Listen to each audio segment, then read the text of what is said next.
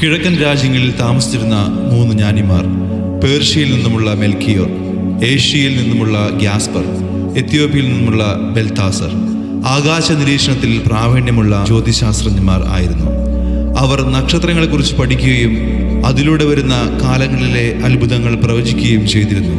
ആ നിരീക്ഷണത്തിൽ മഹാനായ ലോകത്തെ മുഴുവൻ ഭരിക്കാനിരിക്കുന്ന ഇസ്രായേലിൻ്റെ രാജാവിൻ്റെ നക്ഷത്രം അവർ പ്രതീക്ഷിച്ചിരുന്നു. ഒരു ദിവസം ആകാശത്തിൽ അസാധാരണമായ ആ നക്ഷത്രം, വലിയ പ്രകാശമുള്ള ആ നക്ഷത്രം അവർ കണ്ടു. അവർ പറഞ്ഞു, ഇതാണ് പ്രത്യേക രാജാവിൻ്റെ ജനന സൂചന, ലോകത്തെ മാറ്റാനൊരുത്തുന്ന മഹാനായ ആ രാജാവിൻ്റെ നക്ഷത്രം. ആ സന്തോഷത്തിൽ അവർ ഒരുമിച്ച് യാത്ര ചെയ്യാൻ തീരുമാനിച്ചു. മെൽക്കോയർ സ്വർണവും, ഗ്യാസ്പർ കുന്തിരിക്കവും, ബെൽതാസർ മീറയും രാജാവിന് സമർപ്പിക്കുവാൻ കരുതിയിരുന്നു. നിങ്ങളും ആ മഹാനായ രാജാവിൻ്റെ നക്ഷത്രം കണ്ട് അവനെ അന്വേഷിച്ചിറങ്ങിയവരാണോ? അതെ, ഞങ്ങളും ആ നക്ഷത്രം കണ്ട് അതിനെ പിന്തുടർന്ന് വന്നവരാണ്. അതാ ആ നക്ഷത്രം യൂദയായിലെ ജെറുസലേമിന് മുകളിൽ എത്തി നിൽക്കുന്നു. നമുക്ക് അങ്ങോട്ട് പോകാം.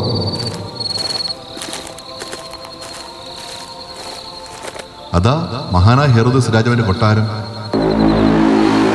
തീർച്ചയായും ഇസ്രായേലിനെ നയിക്കാനുള്ള ആ രാജാവ് ഇവിടെയായിരിക്കും ജനിച്ചിരിക്കുന്നത്. ഞങ്ങൾ യഹൂദന്മാരുടെ രാജാവായി ജനിച്ചവനെ അന്വേഷിച്ച് വന്നവരാണ്. ഇത് മഹാനായ ഹെറോദേസ് രാജാവിൻ്റെ അങ്കണമാണ്. എങ്കിലും ഞങ്ങൾ രാജാവിനെ വിവരം അറിയിക്കാം. മഹാരാജൻ, ദൂരദേശത്ത് നിന്ന് 3 ജ്ഞാനികൾ വന്നിരിക്കുന്നു. അവർ ക്രിസ്തു എന്ന ഒരു രാജാവിനെ അന്വേഷിക്കുന്നു. നാം എന്താണ് ഈ കേൾക്കുന്നത്? വേറെ ഒരു രാജാവും? ആരെവിടെ? ആജ്ഞാപിച്ചാൽ മഹാരാജാവേ. നമ്മെ കാണാൻ വന്നിരിക്കുന്ന ആ ജ്ഞാനികളെ വിളിക്കുവിൻ. ശ്രേഷ്ഠന്മാരെ ആഗതരായ ഞങ്ങൾ ദൂരദേശത്തുള്ള ജ്യോതിശാസ്ത്രജ്ഞന്മാരാണ്. കിഴക്ക് യഹൂദന്മാരുടെ രാജാവായി ജനിച്ചവന്റെ നക്ഷത്രം കണ്ട് അവനെ ആരാധിക്കാൻ വന്നതാണ്. നമ്മെ കൂടാതെ വേറെ ഒരു രാജാവും? അതും യൂദയായിൽ?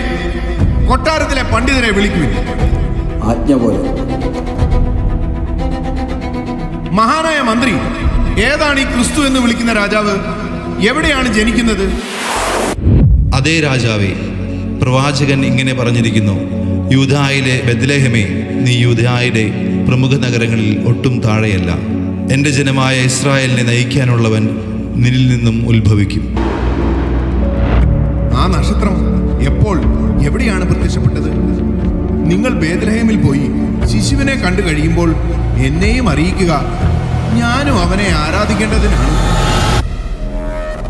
സംഖ്യ 24 ബാലാമിൻ്റെ പ്രവചനം. ഞാൻ അവനെ കാണുന്നു, എന്നാൽ ഇപ്പോഴല്ല. ഞാൻ അവനെ ദർശിക്കുന്നു, എന്നാൽ അടുത്തല്ല. യാക്കോബിൽ നിന്ന് ഒരു നക്ഷത്രം ഉദിക്കും, ഇസ്രായേലിൽ നിന്ന് ഒരു ചെങ്കോൽ ഉയരും. അത് മൊഹാബിൻ്റെ നെറ്റിത്തടം തകർക്കും, ഷേത്തിൻ്റെ പുത്രന്മാരെ സംഹരിക്കുകയും ചെയ്യും.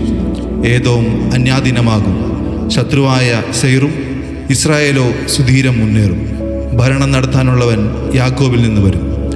ഹെറോദോസ് ഒരു ഏദോമ്യനായിരുന്നു എന്ന് ചരിത്രം പറയുന്നു. ഒരു രാജാവ് ജനിച്ചത് മാത്രമല്ല, ഹെറോദോസിനെ പേടിപ്പിച്ചത് യൂദായുടെ യഥാർത്ഥ രാജാവ് ജനിച്ചിരിക്കുന്നു, തൻ്റെയും തൻ്റെ മക്കളുടെയും രാജ്യത്വം അവസാനിച്ചു എന്ന് മനസ്സിലാക്കുകയും കൂടെ ചെയ്തു.